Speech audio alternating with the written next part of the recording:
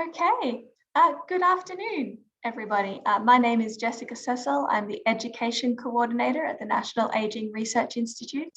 Welcome to our online Seminars in Aging program. I'd like to begin by acknowledging the Bunurong people on whose country I'm living today, as well as the Wurundjeri Wurrung people on whose country our NARI offices are based. I'd like to acknowledge the traditional owners of the lands and waters across Australia and pay my respects to elders past and present, and to all Aboriginal and Torres Strait Islander peoples, including members of the stolen generations. So firstly, a little bit of housekeeping regarding Zoom. At the conclusion of our talk, we'll have some time for Q&A. If you have any questions, you can submit them throughout the seminar using the chat tab, which can be opened at the bottom of your screen. So today we're going to be hearing from Professor Joan Ostaszkiewicz and Elizabeth Watt. Joan is the Director of Aged Care Research at the National Aging Research Institute.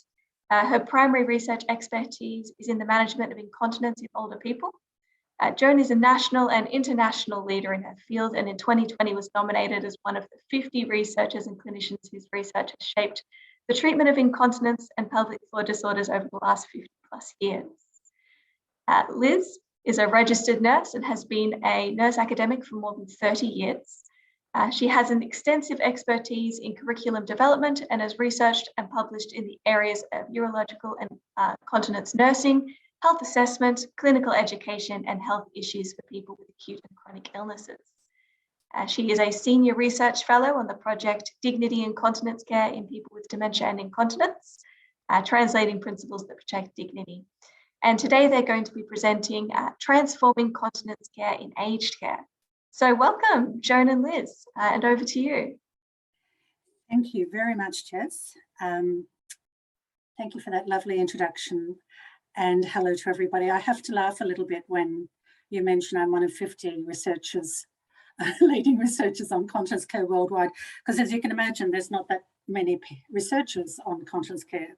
Although if you do go to the International Continence Society meetings, as Liz and I tend to do, you'll find thousands of people, but most of them do research around cellular level things rather than the sorts of things that we're interested in, which is trying to improve the quality of continence care for older people. Now, I hope I'm sharing my slide presentation correctly. Yes? Yes, that looks good. And let me move forward. And I'd like to take the opportunity to thank Liz for co-presenting with me on this topic. Liz and I have known each other 30 odd years. Terrible to think of that, such a long period of time, but we've been involved and interested in this issue for quite some time. And in this presentation, we thought to cover the topics of the nature of the problem of incontinence. And we're going to explore some dominant beliefs and misbeliefs about incontinence. We're going to present new transformative knowledge from research that we've conducted, and very briefly mention some challenges, but more so opportunities moving forward. Now, firstly, we need to be convinced of why transformation around continence care is needed. Those of you who have read the Royal Commission report will be in no doubt, but even before the Royal Commission report, there have been several exposés and reports expressing concern about the quality of care in residential aged care homes. And one of the issues of concern is the management of incontinence. And this panorama expose from 2014 is particularly disturbing. It's an hour long. I'm not going to present it clearly, but you're most welcome to look it up and have a look at it if you'd like.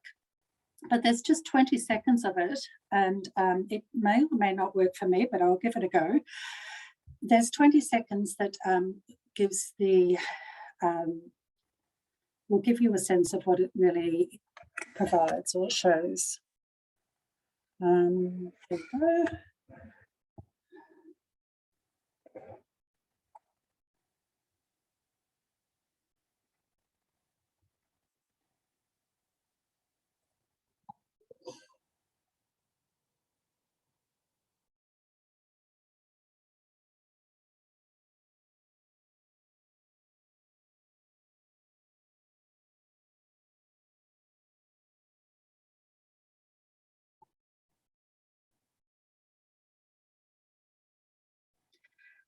Now, hopefully I still have you here.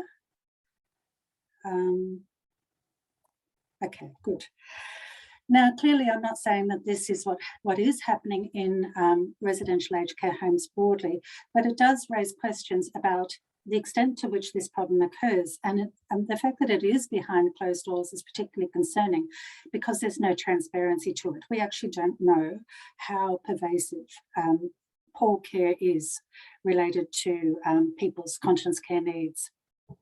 And on the right here is a depiction of this was in the news in the UK, and Elaine MacDonald was once a star of Scottish Ballet, and she had a terrible fall from a ladder and became care dependent. She actually needed assistance to go to the toilet at night. She was living in her own home, and so she took the Kensington and Chelsea Council to the European Court of Human Rights over what she claimed was her right to have that level of assistance.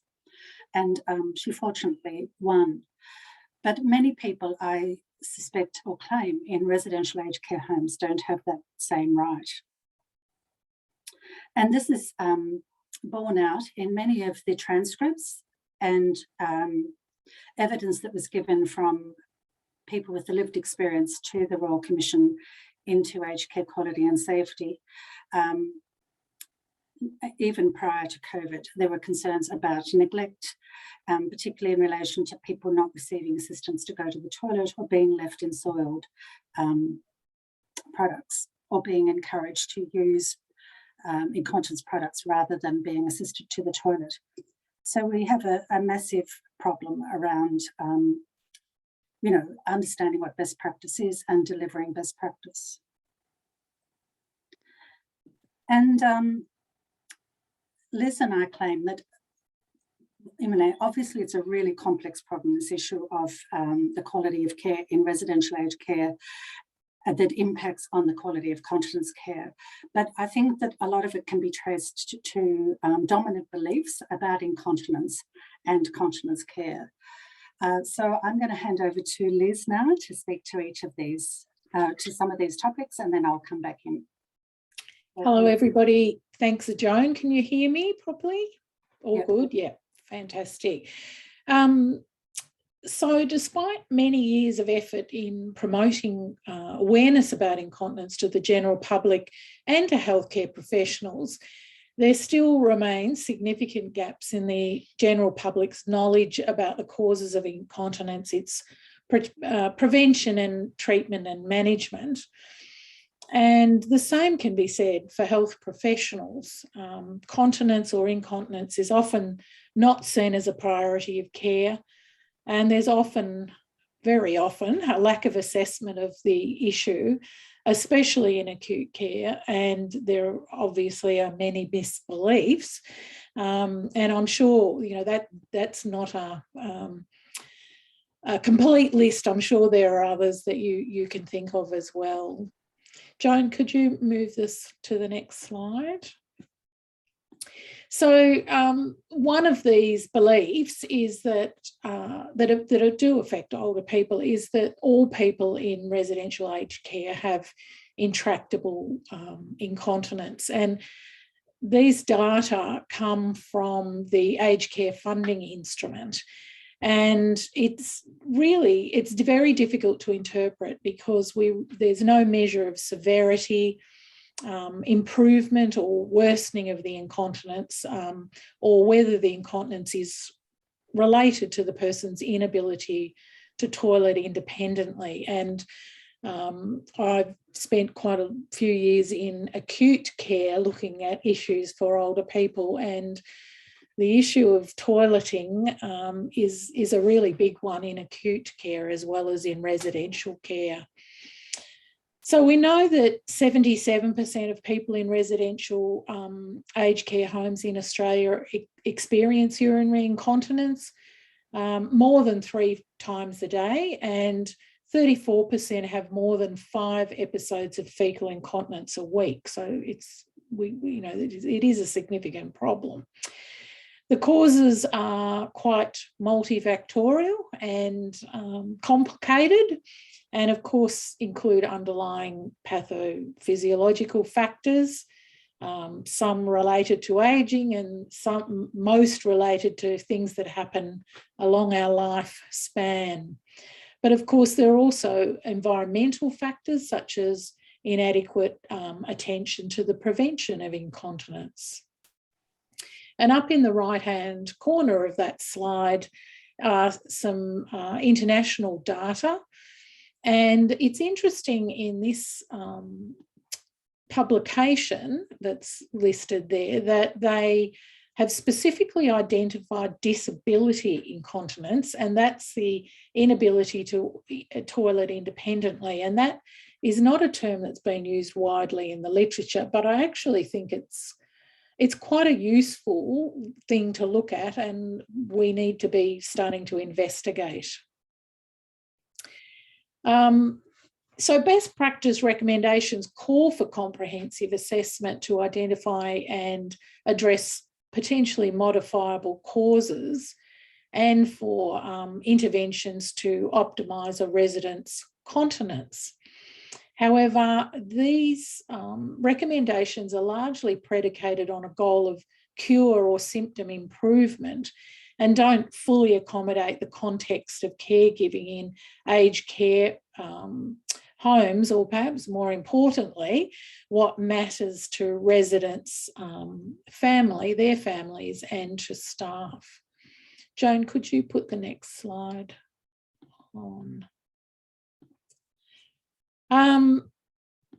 So the idea that all people with dementia are incontinent is an interesting one. There is clearly, as you can see from the data and the graphs, there is definitely a association with dementia and incontinence. And the time of onset varies by the type of dementia. It tends to be earlier in vascular and Lewy body dementia than in Alzheimer's disease. And often people will start with symptoms of urinary urgency, which is due to detrusor overactivity, which is the bladder contracting when it doesn't need to be contracting, and that's probably related to frontal lobe involvement. So, you know, continence issues, particularly urgency, can be one of the signs that dementia is, the path of dementia has commenced. And of course, often there's gait disorders that precede dementia, particularly in vascular dementia. And when a person has mobility issues, that increases their likelihood of being incontinent just because they can't manage it by themselves. We are not entirely sure why people with dementia have a higher risk of incontinence, but it does include the lack of recognition or understanding of the urge to void and to defecate. So it's not so much necessarily wrong with the bladder or bowel, but in the person's ability to recognise bodily signals that they need to go, and later on may not recognise the toilet for the purpose of it. So we can see from this slide that bit over 51% of residents have a diagnosis of dementia, that 90% of residents with dementia require assistance to manage incontinence. And once admitted to a nursing home, the presence of a dementia diagnosis is associated with a hastening loss of continence compared to those residents without. Can we put the next slide on? Joan, did you wanted to address this one? Sure. One of the things that we've come across as nurses is that the belief that incontinence is a behavioural act. And I think that's borne out in what we saw in the picture there, that, you know, people are in fact acting out. And one of the reasons that this belief might exist can be traced to the way in which we are brought up and taught about incontinence and continence as children, where, you know, children's behaviour is shaped. We use approval to, when, you know, we tell them they've done a great, they're fabulous when they're continent, and hopefully we don't shame them, but people, you know, children are socialised to feel shame when they don't void, pass urine, or use the toilet appropriately. So these beliefs can carry through into our understanding about incontinence in older adulthood. So there was a survey done in the States, it's quite old now, and we probably need to replicate this, but it found that 43% of nursing staff in nursing homes actually did believe that incontinence was an acting out behaviour. And that's really problematic, because if you actually believe that it is the person behaving negatively, then you're much more likely to view them negatively. And another reason that I hypothesize that, you know, this belief exists, particularly in relation to people with dementia, is that when a person has a sense of urgency, you know, you're desperately wanting to go to the toilet and you can't find the toilet, or you can't get the sort of help that you need, this manifests as distressed behaviour. And so many of those who've worked in hospitals and aged care homes will recognise the scenario of a person trying to get out of their bed in a desperate attempt to get to the toilet. But of course, looking back, you know, I remember us labelling them as nurses being really difficult people, you know, and trying to keep them in the bed without understanding that in fact what they were trying to do was respond to their full bladder or the full bowel. And as a consequence, you know, they would have earned the label of being behaviourally difficult. And so that can escalate if we continue to have that belief. It can escalate into conflict in care and potential abuse. I remember my grandfather in particular, you know, my grandmother had Alzheimer's disease, and he just thought that she was being really difficult. And, you know, it set up a whole scenario of conflict. And we know that many people with dementia do have what's sometimes called behavioural and psychological symptoms of dementia, which is otherwise called unmet needs. But and here we're talking about behaviours such as agitation, aggression, anxiety, delusion, hallucination, disinhibition. And so, you know, when we're talking about the scenario of a person trying to get to the toilet, they can just be being labelled as being agitated or being aggressive, when in fact it could be just that their needs are not being met. And there's a lovely paper by Hutchinson et al. In 1996, quite old now, but also my colleague Kathy Murphy in the UK, looking at toileting problems for carers of people living with dementia. And so some of the issues were around the resistance, you know, the difficulty of getting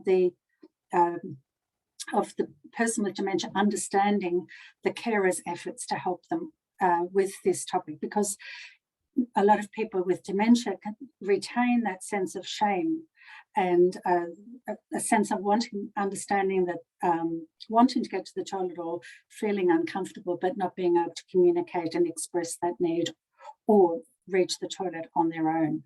So there's an emerging area of research around the needs of carers of people living with dementia in terms of their continence care needs, and the need for us, those of us who work in dementia research, to really tackle this problem in order to support carers.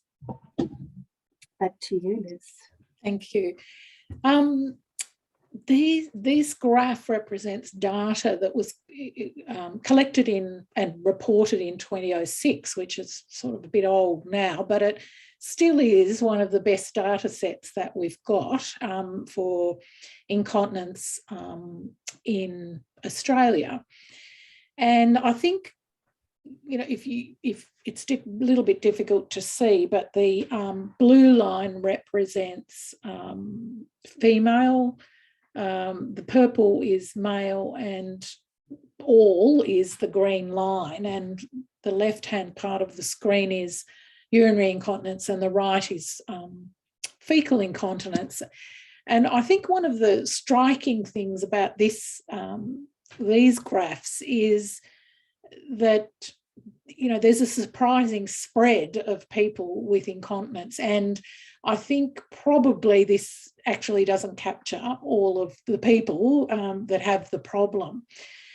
But when I've used this slide in other presentations, people are really a bit shocked that there's so many younger people who have urinary incontinence. And look, certainly from my own personal experience, when I had my children now 30 years ago, I was quite shocked actually at the number of women of my age in their 30s who had urinary incontinence, but some with fecal problems as well, who really had, you know, accepted it as part of their, you know, childbirth experience, which is a bit distressing. But the belief that incontinence is normal and an inevitable part of ageing is very widespread, and it has been well documented in the literature. It's evidenced in advertising for incontinence products, and I think over the last few years, particularly for those of us who live in Melbourne and have had, you know, quite long periods of lockdown, we have seen more advertising because we've been watching our televisions more.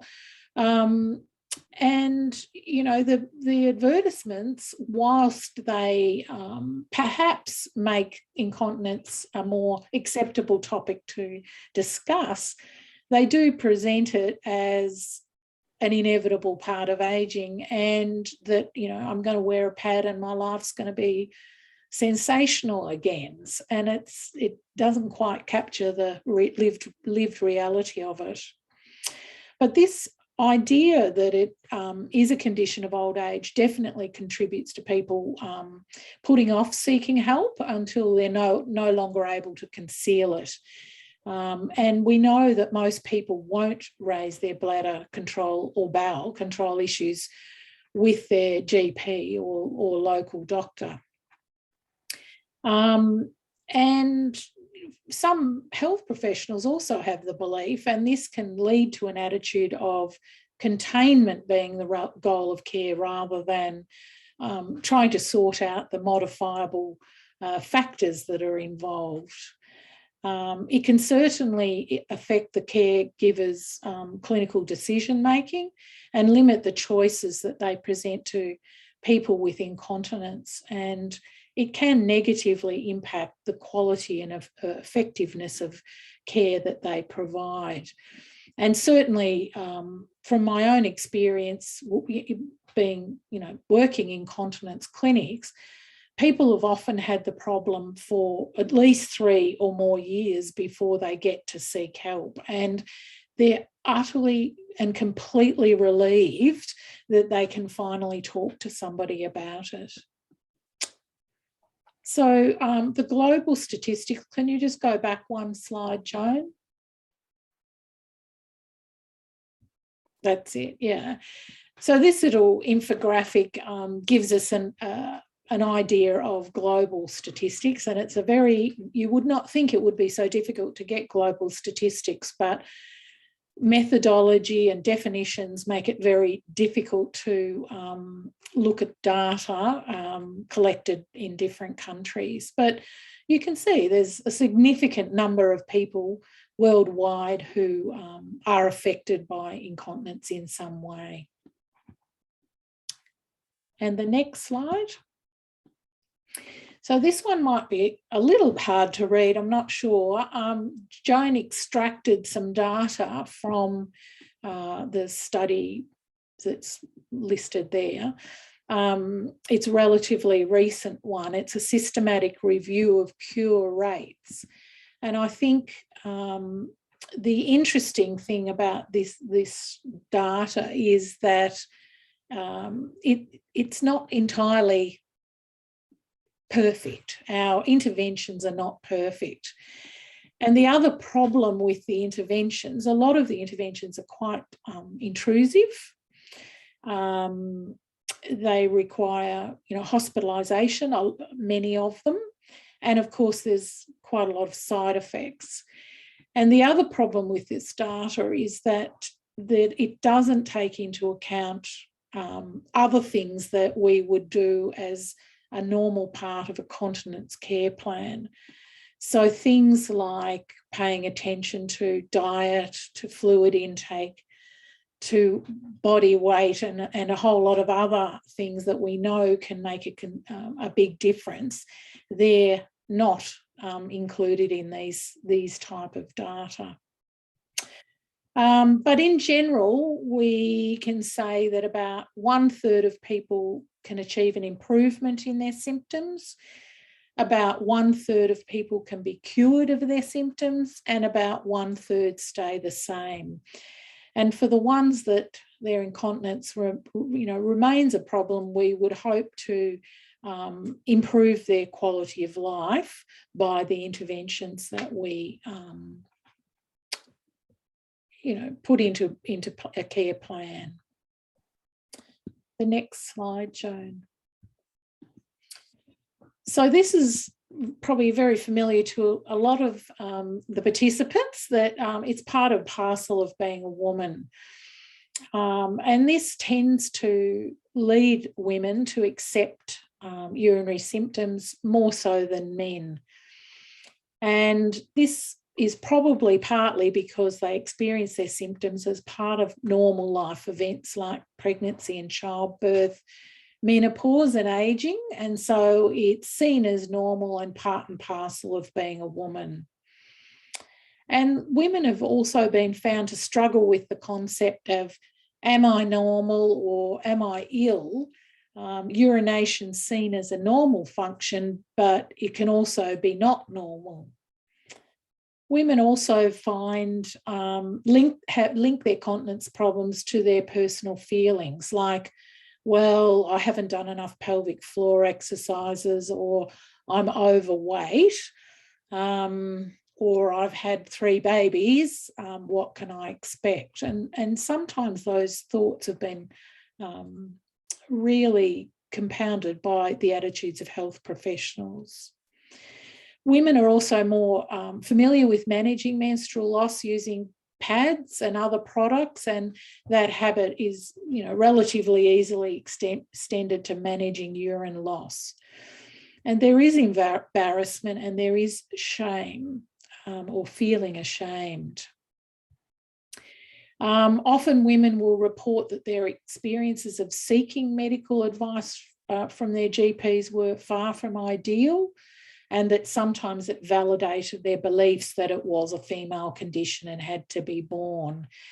And we do know that people are unlikely, men and women are unlikely to actually raise the issue with a health professional.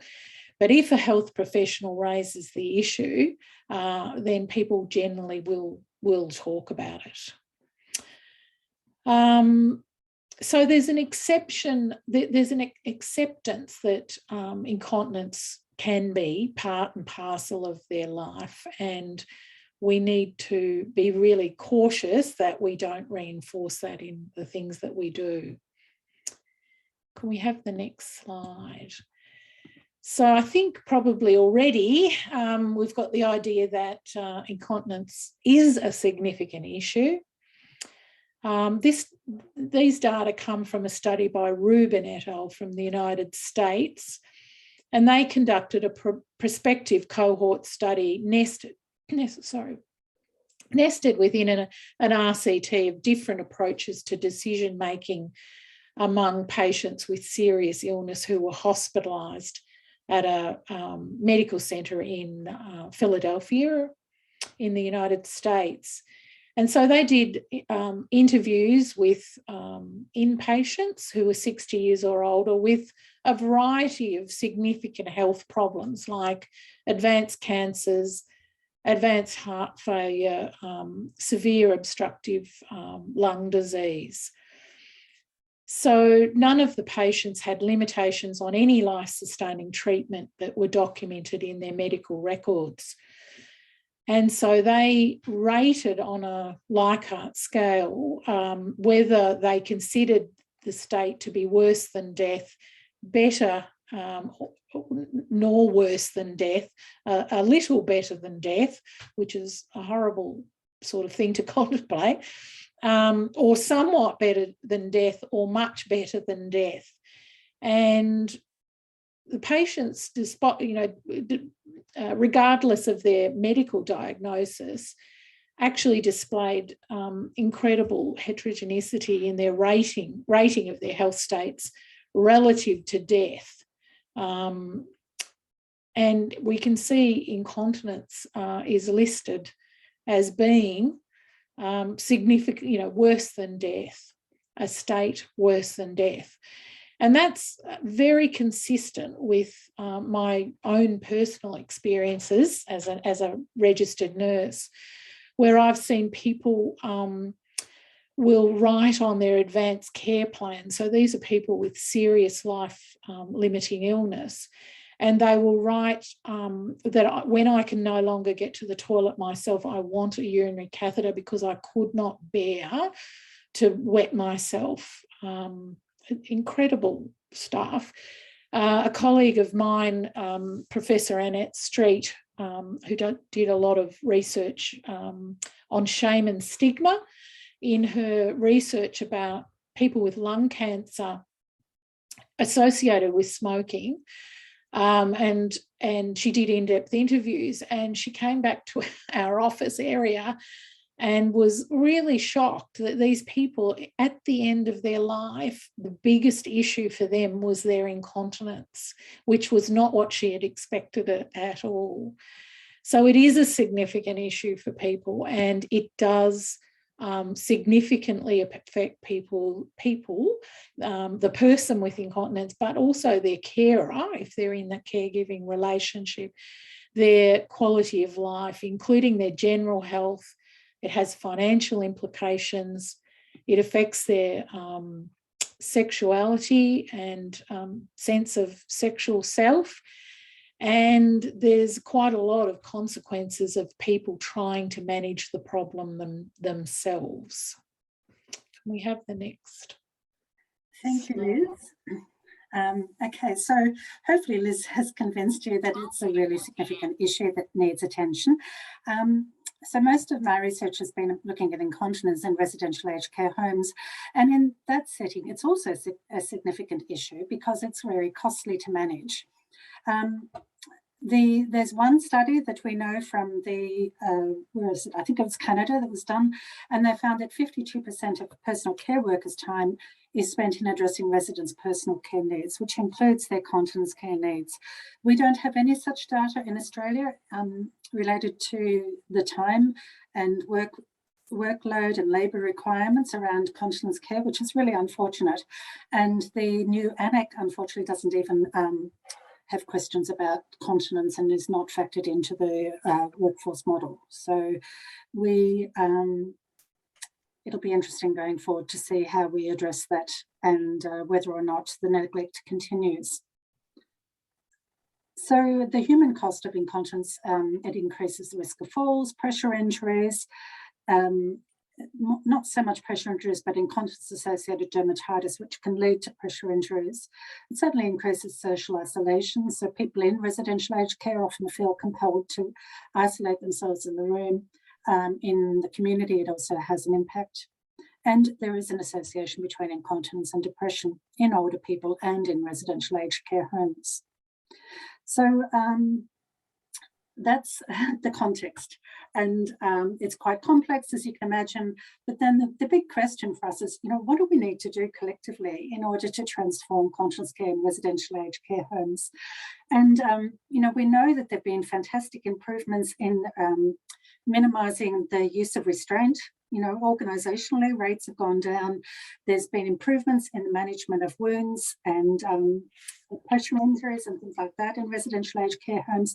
But, since the 1980s, there have been efforts to try to systematically improve continence care in residential aged care homes, but that hasn't been borne out in in the randomized controlled trials. What has improved significantly is the quality of the continence products that are available for people to use.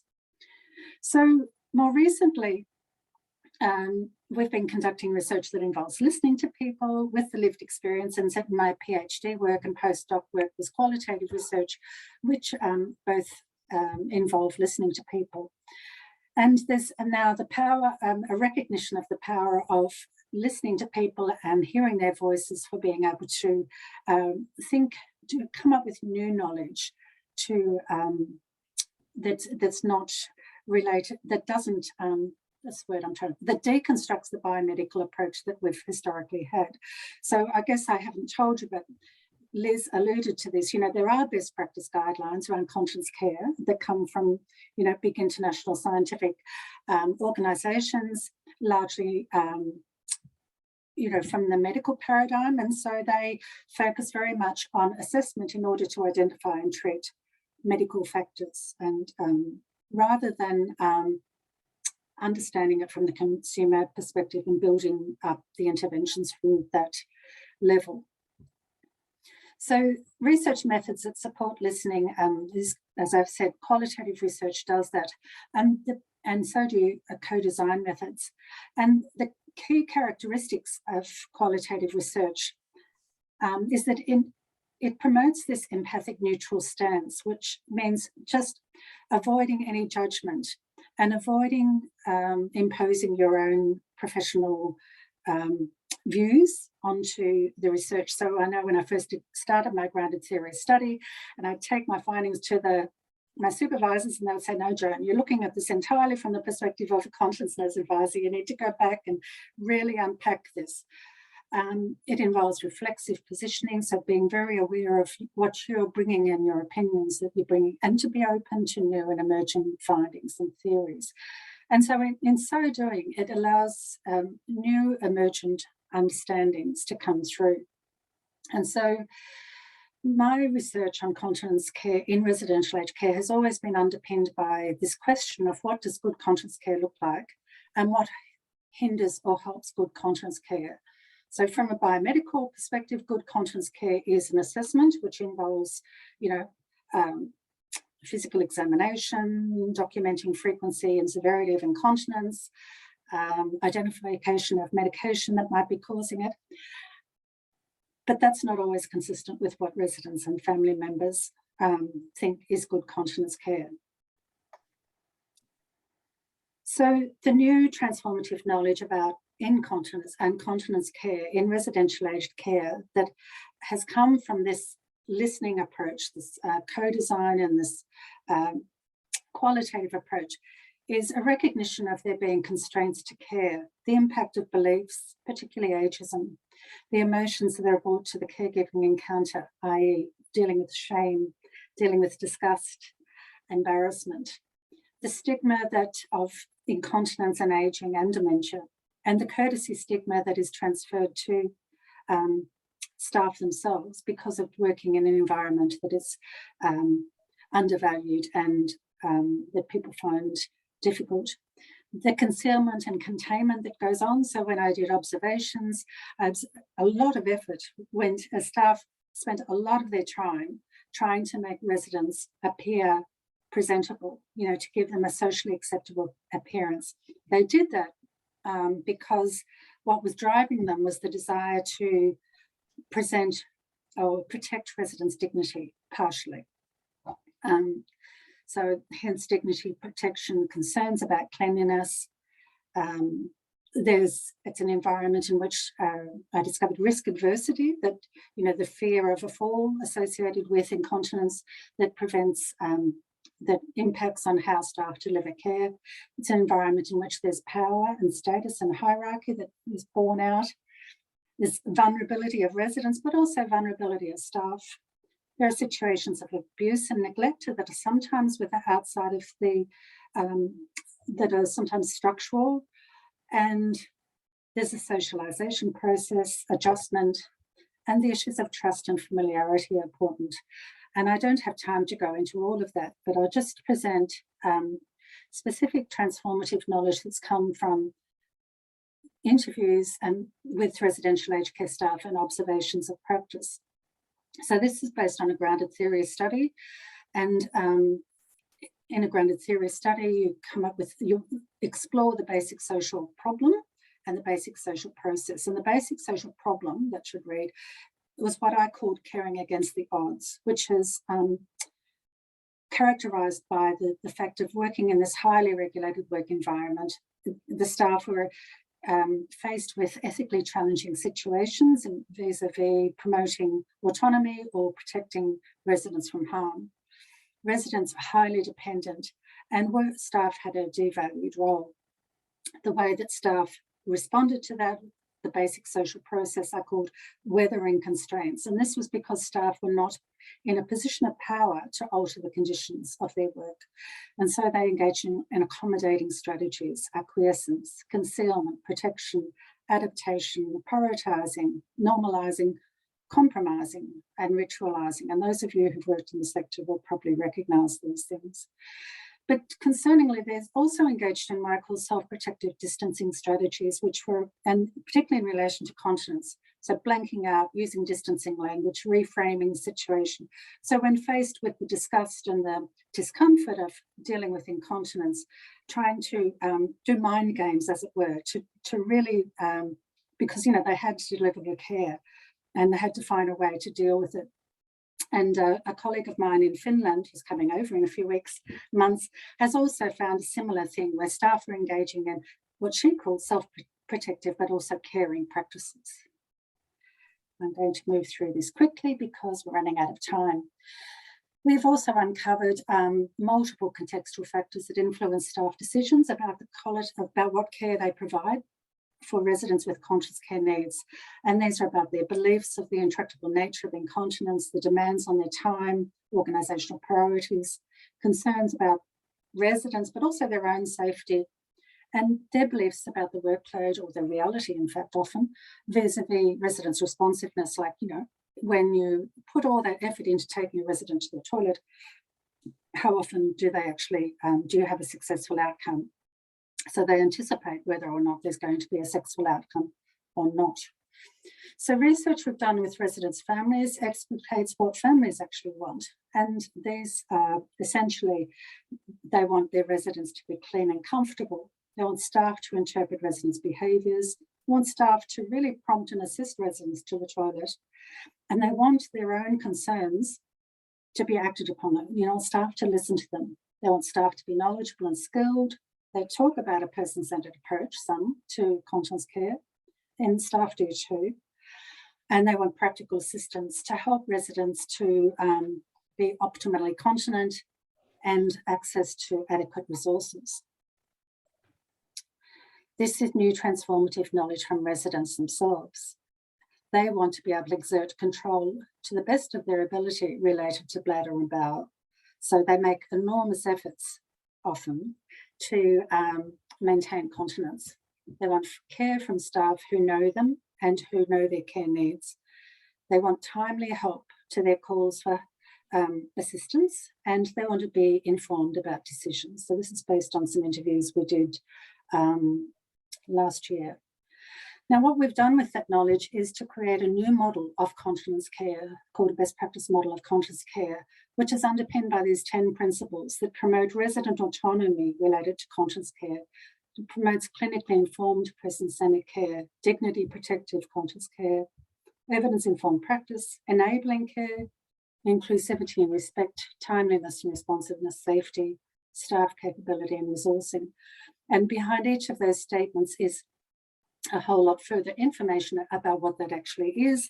And behind that is further information. So you can drill down into this model to find what that actually means when to apply it to practice.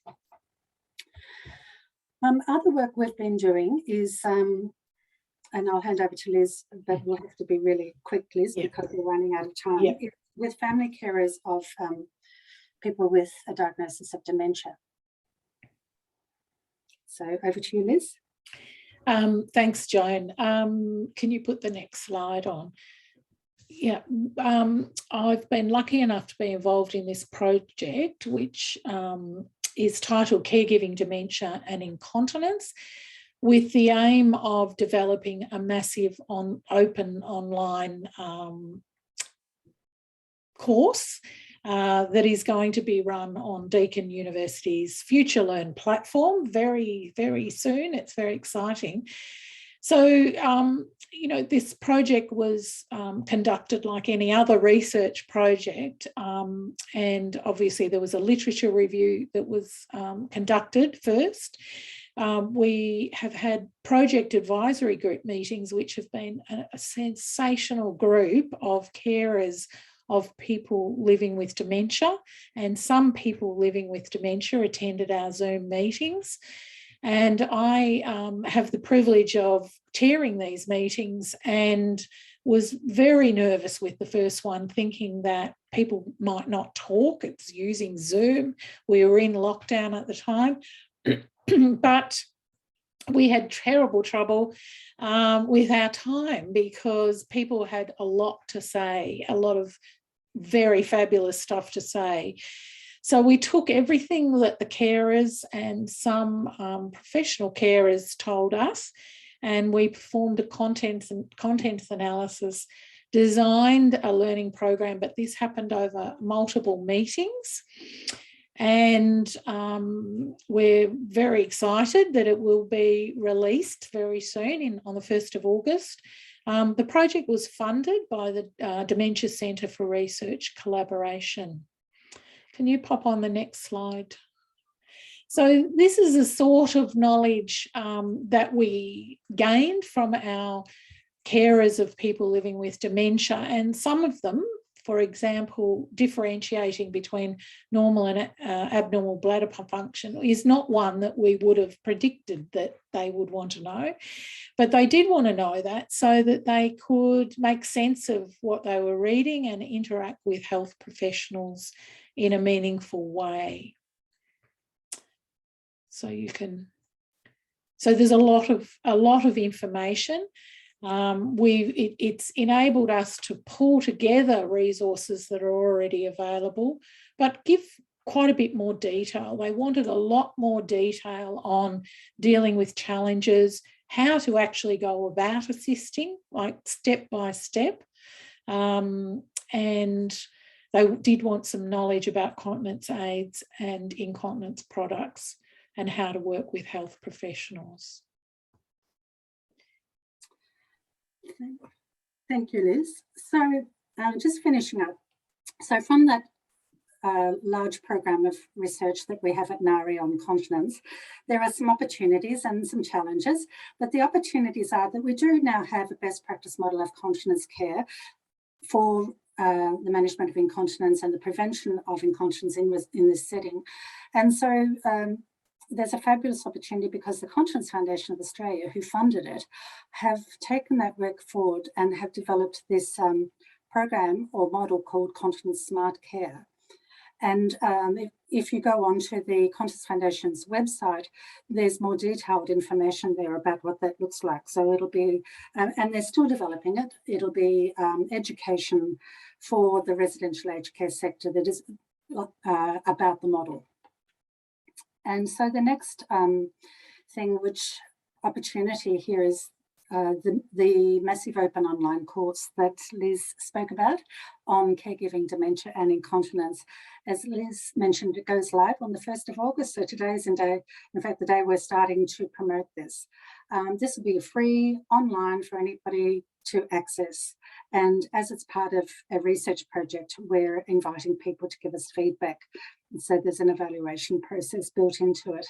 There's further information about this course on NARI's website, but please do feel free to reach out to us if you'd like more information about that. And lastly, the final opportunity is that in October, we're planning to run a workshop. It'll be over 3 days, 2 hours each day, and this is targeted to the aged care workforce. So aged care nurses, personal care workers, managers, and leaders in aged care and educators. So the learning outcomes here are quite new. We'll be discussing what works and what doesn't work in terms of managing and preventing incontinence in this setting. We'll be talking about recognising and responding to residents' and families' expectations, applying new knowledge about continence care to practice, and how to deliver caring, self-protective continence care. So these are our references. We welcome any questions.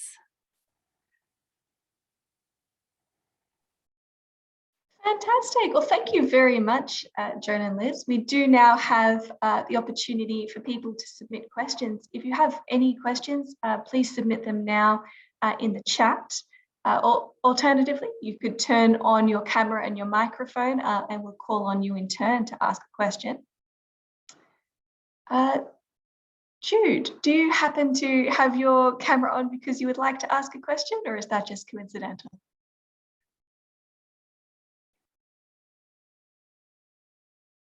It may be coincidental. That's all right. I have a question for the two of you, Joan and Liz. Oh, yeah, yep, coincidental. So you made a very great case listing all of the widespread incorrect beliefs about incontinence care and continence management. Sorry, other way around. And made a pretty compelling case as to the damage that these incorrect beliefs can have. So I see we've got some interesting education for carers in the pipeline and information for professionals. What would you recommend needs to happen to change the beliefs of an everyday layperson about continence care? Well, the Continence Foundation has that remit, in fact, as the peak body for continence promotion.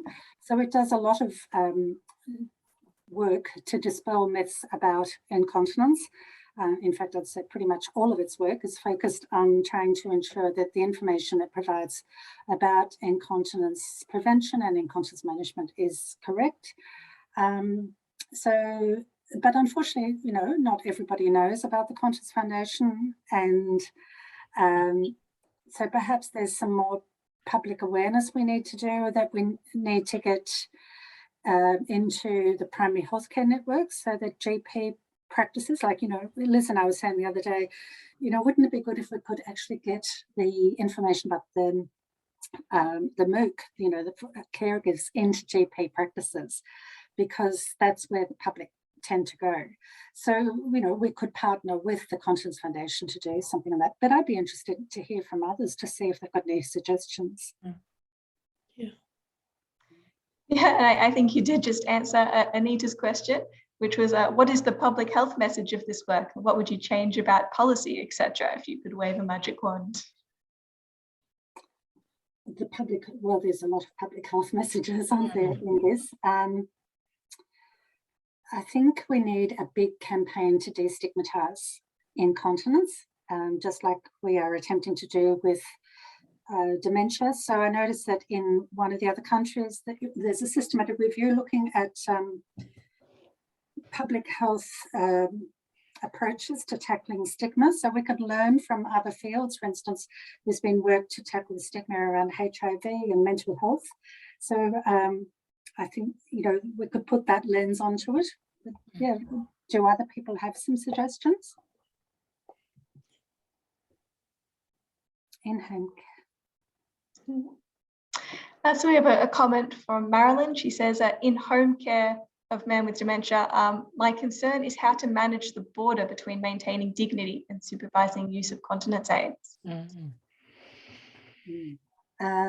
So yes, there's role change involved when you're caring for somebody with dementia, and for many people. And so that's one of the topics that we tackle in the MOOC, because that's something that came up as being important, because whilst you're wanting to, you know, uphold the person's autonomy and help them to do as much as, or encourage them to do as much as possible for themselves, you're also wanting to make sure that they know how to perform the task of going to the toilet or cleaning themselves.